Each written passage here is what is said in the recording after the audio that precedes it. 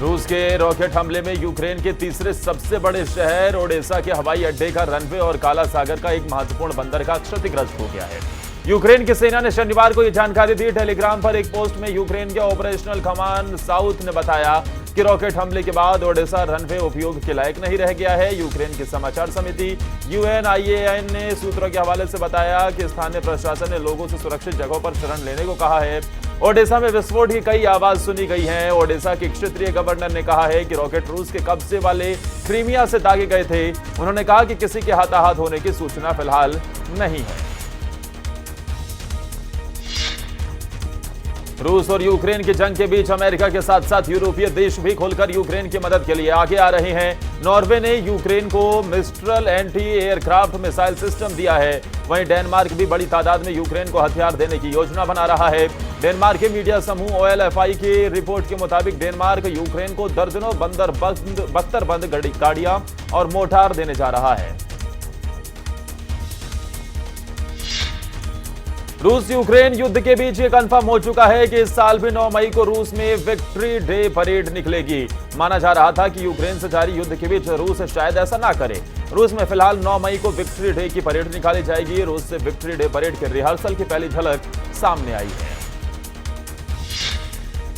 America की Biden सरकार ने इशारा कर दिया है कि चीन पर से उसका फोकस कम नहीं हुआ है। प्रेसिडेंट बनने के बाद जो बाइडेन अपनी पहली एशियन यात्रा पर जा रहे हैं। जो बाइडेन ने इसी यात्रा के दौरान 24 मई को जापान में ही क्वाड की मीटिंग भी बुलाई है, जिसमें भाग लेने के लिए भारत के प्रधानमंत्री नरेंद्र मोदी भी पहुंचते हुए नजर आएंगे।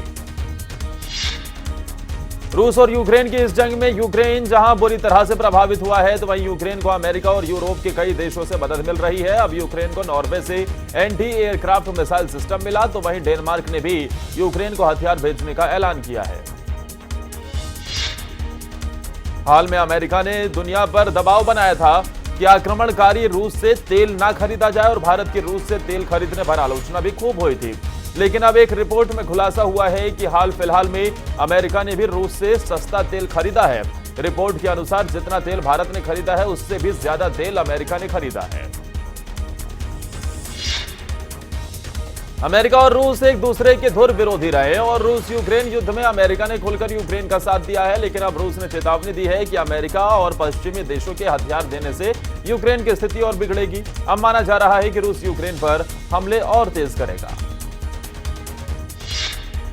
यूक्रेन नाटो का हिस्सा तो है नहीं है, लेकिन कई यूरोपीय देश यूक्रेन की मदद कर रहे हैं और इसी मदद को रोकने के लिए रूस ने नया मोर्चा खोलने की कोशिश की है। काला सागर और बाल्टिक सागर में रूस और नाटो में भिड़ंत हुई है। नाटो और रूस के लड़ाकू विमान आमने सामने देखे गए हैं।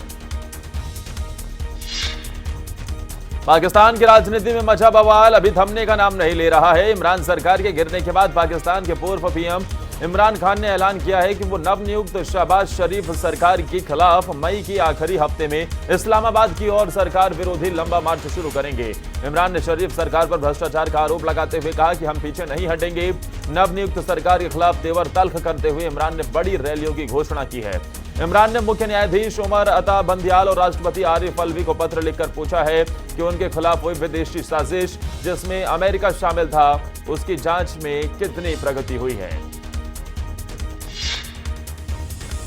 रूस यूक्रेन युद्ध में अपने नाम से तहलका मचाने वाला यूक्रेनी पायलट घोस्ट ऑफ कीव युद्ध के दौरान मारा गया। यूक्रेनी अधिकारियों ने बताया कि रूस के 40 से अधिक विमानों को मार गिराने वाले इस पायलट की युद्ध के दौरान मौत हो गई। यूक्रेनी वायुसेना के पायलट मेजर स्टीफन ताराबल्का को घोस्ट ऑफ कीव के नाम से जाना जाता है। घोस्ट ऑफ कीव की मौत रूस के एंटी एयरक्राफ्ट मिसाइल के हमले में हुई थी।